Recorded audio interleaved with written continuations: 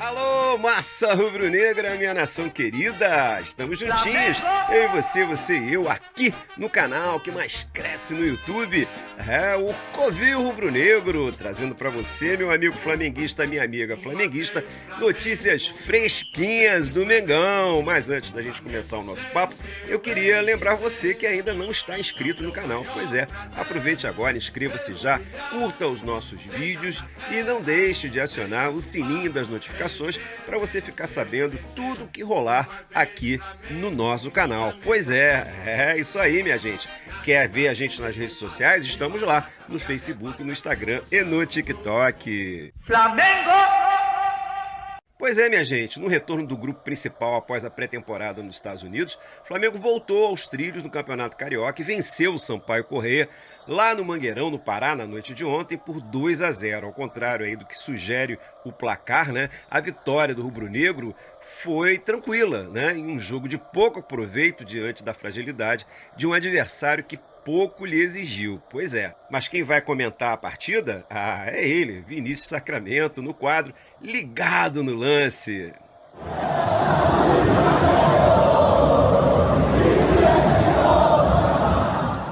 Olá, meus amigos do Covil Rubro-Negro, sejam bem-vindos a mais uma análise hoje da vitória do Flamengo em Belém. Sampaio Corrêa 0, Flamengo 2. O Mengão colocou 49.112 pessoas no Mangueirão, provocando até ciumeira aí dos times locais. 13 anos que o Flamengo não jogava em Belém do Pará e a nação representou demais, né? O carinho muito grande com o clube que chegou de madrugada, muita gente no hotel. Aliás, na porta do hotel do Mengão tinha mais gente do que no estádio Newton Santos em um jogo de um certo time aí, na abertura dessa mesma rodada. 49 mil torcedores num jogo com ingresso caro, com time misto, né? Havia promessa de que seria um time misto e ainda por cima com um jogo televisionado para o Brasil inteiro. A nação de Belém representou demais, tão de parabéns. O Flamengo jogou com um time que pode até ser considerado titular, né? Entrou em campo com Rossi, Wesley, Davi Luiz, Léo Pereira e Ayrton Lucas, Gerson, Pulgar, De La Cruz e Arrascaeta, e na frente Gabigol e Bruno Henrique. Né? Tem algumas peças aí que estavam começando como reservas nos últimos jogos, caso, por exemplo, do Bruno Henrique e do Gabigol. Ayrton Lucas também chegou a começar como reserva em alguns jogos. O Sampaio veio para o jogo para se defender, para sair com o 0-0 e não conseguiu. Apesar de estarem muito recuados, quando o Flamengo avançava para o campo de ataque, logo aos 10 minutos já conseguiu uma falta bem próxima da área e um chutaço do De La Cruz. O goleiro defendeu, cometeu o pecado número 1 da cartilha de goleiro: rebater na frente do atacante, e o Bruno Henrique foi lá e já botou o Mengão na frente aos 9, 10 minutos do primeiro tempo. Mengão, que jogou com o seu manto 3, já estava na frente do placar. O Sampaio ainda assim não se expôs tanto, né? Ficou ali fechadinho, torcendo para perder de pouco. O Sampaio Corrêa, que é um time fundado em 2006, primeira vez que eles estão na Série A do Campeonato Carioca, uma equipe de Saquarema, rival do Boa Vista, inclusive, e já tinham conseguido tirar ponto de time grande nessa Taça Guanabara, mas ainda não venceram no campeonato e seguem assim, seguem ali beirando o rebaixamento. O Flamengo foi para cima, meteu mais um com o Gabigol ainda no primeiro tempo, um passe magistral do Arrascaeta, e ele tirou a nhaca que já durava desde o ano passado, alguns meses, né, incômodos aí para o Gabigol, e ele finalmente conseguiu balançar as redes, fazer o seu primeiro gol na temporada, chega a 154 com o manto sagrado, 7º maior artilheiro da história, passou agora o Leônidas, né? Então, parabéns aí ao Gabigol, vai se galgando lugares na história rubro-negra, como se ele já não tivesse, né, o seu lugar garantido no panteão de ídolos do Flamengo, né? Segundo tempo, o Tite fez algumas mudanças. Ele já veio do intervalo com Alan e Luiz Araújo. Ao longo do segundo tempo entraram Varela, Ryan Lucas e depois o Matheus Gonçalves. A torcida pediu muito pelo Pedro, mas ele não passou do aquecimento. E o Varela, aliás, entrou de novo como lateral esquerdo, essa, digamos, inovação do Tite. Manteve o Wesley no segundo tempo para colocar o Varela na vaga do Ayrton Lucas. Lembrando mais uma vez que o Vinha ainda não tem previsão de estreia, né? Contratado junto à Roma, ele está passando por tratamento, né? Lesão no joelho, lesão de ligamento, então vai demorar um pouquinho ainda para ele voltar aos gramados, mas já está treinando com o grupo.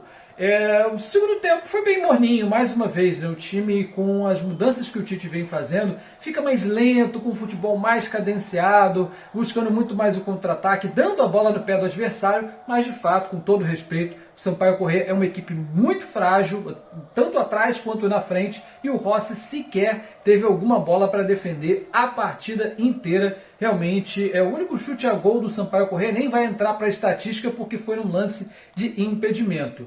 E sobre o mercado da bola, uma nota rápida aqui, né? O Flamengo pode negociar nessa semana ainda 2 jogadores do seu elenco com o rival, o Botafogo, o Matheus França, né? O popular Mateuzinho, que a gente conhece, né? O lateral direito, que ficou envolvido naquela história de que vai para o Corinthians, não vai. John Textor está muito interessado no futebol dele, é uma posição absolutamente carente no Botafogo e quer levar o Mateuzinho. E agora surgiu o nome do Pablo. O Pablo aí de graça, o Flamengo vai jogar o caminhão, soltar o terraplanista lá em General Severiano, porque é um empréstimo de graça e, assim, vai embora, né? Não tem nem pagamento nem nada. O Mateuzinho estão discutindo os valores, é provável que o Flamengo venda até, né? Mas pode ver a rolar também o empréstimo com opção de compra. No caso do Pablo não, é empréstimo de graça, sem opção de compra. É um zagueiro que está aí sem espaço no elenco rubro-negro, ainda mais depois da lesão no ano passado. E isso abriria caminho para a possível chegada do Léo Ortiz, né? O Flamengo ficou de ter mais uma proposta a ser analisada pelo Red Bull Bragantino e até agora não temos novidades. Mas o que temos novidades, meu querido torcedor, é naquela história da agressão de seu Marcos Braz em setembro, 19 de setembro, quando ele agrediu, e agora eu posso dizer com todas as letras, que ele agrediu um entregador, um torcedor do Flamengo que foi cobrar a situação da equipe num shopping da Barra da Tijuca em setembro. Na época, Marcos Braz usou aparato estatal, aparato do clube, melhor dizendo, né? A Flá TV, sala de coletivos do Flamengo e o jurídico do Flamengo para se defender do que ele dizia ser agressão, ameaça de morte a si e a sua filha. Totalmente desmontada, sabe por quê? Depois de mais de 4 meses, com a torcida pedindo para tudo quanto é jornalista que tem informação privilegiada, até da cor da meia que o jogador usou no treino, não tinha as imagens das câmeras, agora tem. O Ministério Público do Rio de Janeiro liberou para a Globo News e o Brasil inteiro pôde ver que o seu Marcos Braz é um mentiroso. Além de tudo, além de ser um canalha, um calhorda que nem deveria estar mais associado ao Clube de Regatas do Flamengo, é mentiroso, covarde, agrediu na covardia o torcedor, desferiu socos, chutes, colocou seus seguranças para espancar e humilhar um trabalhador que só estava ali cobrando no seu direito de torcedor. As imagens, obviamente, não tem áudio, não dá para saber o que um falou para o outro, se realmente teve ameaça. Mas ele mentiu a ponto de dizer que a filha dele tinha sido ameaçada. A garota nem ficou 3 minutos na loja, as imagens são absolutamente claras e o clube está caladinho, deitado eternamente em berço esplêndido. As imagens foram liberadas na terça-feira, hoje já é quinta-feira, e não teve uma nota oficial, um pedido de desculpas, absolutamente nada. Landim está fugindo da imprensa, olha que novidade, não é mesmo? O réu por gestão fraudulenta está fugindo dos jornalistas, porque sabe que se ele tirar o Marcos Braz agora, o que ele já deveria ter feito há muito tempo, já deveria ter feito lá em setembro, ou antes até, se ele tirar agora, ele não vai ter o apoio político que o Marcos Braz pode trazer, inclusive com as organizadas que ele tem no bolso, com o influenciador que tem no bolso, e também estão caladinhos, né? Alguns por aí sequer desferiram uma palavra, se limitaram a usar emojis para comentar o caso, as mentiras do seu Marcos Braz reveladas. Tem que perder cargo no Flamengo, tem que ser suspenso, inclusive a oposição já protocolou pedido de uma comissão de inquérito para pedir a suspensão de Marcos Braz do quadro social do Flamengo, e enquanto ele estiver suspenso, não poderá, se for levada a cabo essa suspensão, ele não poderá atuar em nenhum cargo, inclusive na vice-presidência de futebol, também não poderá ser eleito se vier a ser candidato na eleição no final do ano. Tem que ser caçado, inclusive, da Câmara de Vereadores do Rio. Vamos lembrar que, enquanto ele estava agredindo um contribuinte, ele tinha marcado presença na Câmara, era dia de sessão na Câmara de Vereadores do Rio de Janeiro, e nessa é mais provável ainda que ele leve fumo, até porque a vice-presidente do Conselho de Ética da Câmara de Vereadores do Rio já disse que agora, com essas informações novas, o caso será reaberto e ele pode sim perder o mandato. Tem que perder o mandato antes de ir para a urna. Ele vai querer ser reeleito vereador em cima do torcedor do Flamengo que ele espanca. O maior patrimônio do Flamengo, em mais de 47 milhões de torcedores, é a sua torcida. Né? Não é dirigente que passa, não é aproveitador, não é um presidente réu por gestão fraudulenta que só quer vender o clube, não. É o seu torcedor. E nem mesmo um pedido de desculpas foi dado para esse torcedor espancado, humilhado e xingado dos mais abjetos nomes pela farândula de fãs de dirigente, né, que são torcedores de dirigente e não torcedores do Flamengo. O Flamengo deveria dar camarote vitalício para esse torcedor. Né? Eu espero que ele processe mesmo Marcos Braz, como está prometendo a sua defesa, que processe no civil e no criminal. O Ministério Público do Rio, não sou eu, o Ministério Público do Rio entendeu que Marcos Braz cometeu um crime, além, é claro, de ter mentido em canal oficial do Flamengo. Se vocês procurarem, tá lá, a entrevista ainda está disponível com todas as suas mentiras, mais de 40 minutos em que ele mentiu unilateralmente na Flá TV.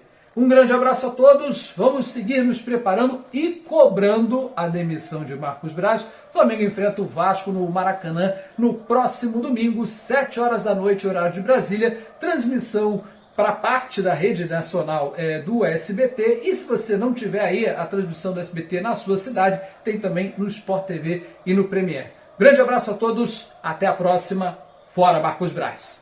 E na entrevista coletiva após a partida, Tite destacou que o Flamengo venceu sem sofrer sustos.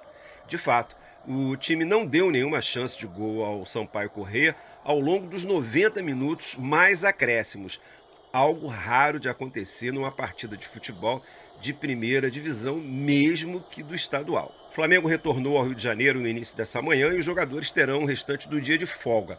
O elenco se reapresentará na sexta-feira, lá no Ninho do Urubu, para iniciar a preparação para enfrentar o Vasco da Gama no próximo domingo, às 19 horas, horário de Brasília. Anota na sua agenda, hein? 19 horas, horário de Brasília, na reabertura do Maracanã e no primeiro clássico do Carioca de 2024. É isso aí, minha gente. Notícias fresquinhas do Mengão pra você. Depois de uma vitória bacana, 2-0 em cima do Sampaio Corrêa, agora é partir pra cima dos ratos da colina. É isso aí. Valeu, minha gente. Saudações brunegras e ó, fui!